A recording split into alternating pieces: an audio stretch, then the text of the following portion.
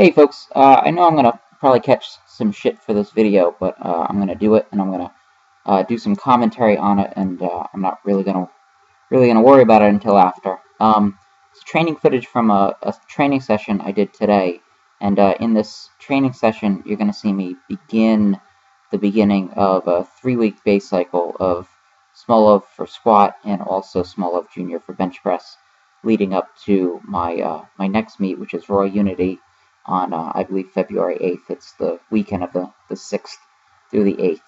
And so I'm going to run a 3-week base cycle, and then I'm going to take a rest week in which I'm going to train some of that week, and then I'm going to go do my meet. And this is a very different from the original training plan that I had when I was writing my final mesocycle. I was planning on doing something very different, something a lot less intense than like a double base cycle.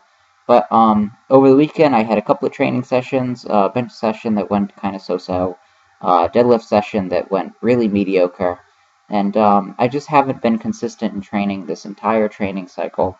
Had a few good training sessions. I've done a few good things, but scattered amongst those rare good sessions have been a lot of mediocre to poor sessions. And to be perfectly honest,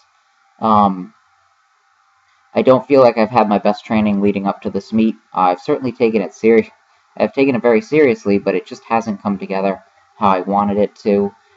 Squat's doing okay right now. Bench press is doing okay right now. I think the bench is pretty strong. I think the squat is probably pretty strong. Deadlift is really lagging behind, but I just don't feel like I'm making progress. I feel like I'm running in place, if that analogy makes any sense. You know, I'm doing a lot of work and I'm not really getting anywhere. And so for prep for this meet, I decided I would scratch everything and instead run a base cycle. And so a lot of people are going to tell me that this is a stupid idea. They're going to tell me you don't need to do something so intense in prep for the meet. You should stick with your previous plan. You've been waffling a lot. You've been changing your plan. I've now changed my training programming for this training cycle. I think this is probably the second major change that I've made, and the training cycle is only 3 months long, so that's 2 is a lot in one training cycle. And you know what? I understand where they're coming from, but I don't want to tread water and just go with what I was originally planning on doing for the next few weeks. It's just not working well, and I know how it's going to end. And so the problem with this is it's a lot higher risk than what I've been doing, but at this point, I'd rather just take the risk. You know, I'm not going to go in, be conservative, train in a conservative fashion, and score a conservative total. I just don't want to do that. You know, if I fail, I want to fail in spectacular fashion.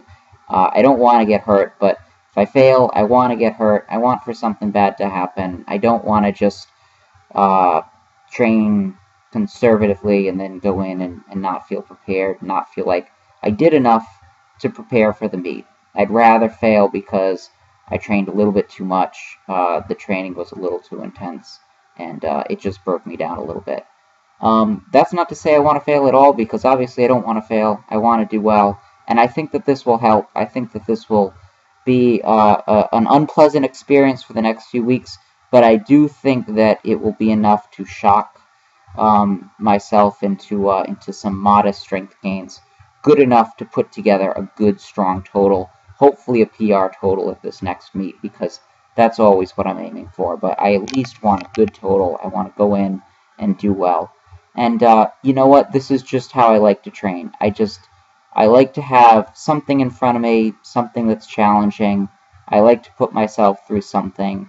It's just how I'm wired, and it's always going to be there. And, you know, I know that people are going to tell me that it's stupid and this and that and the other thing, and I understand and I empathize where people are coming from, but that's just not how my brain is wired. That's just not how my psyche works.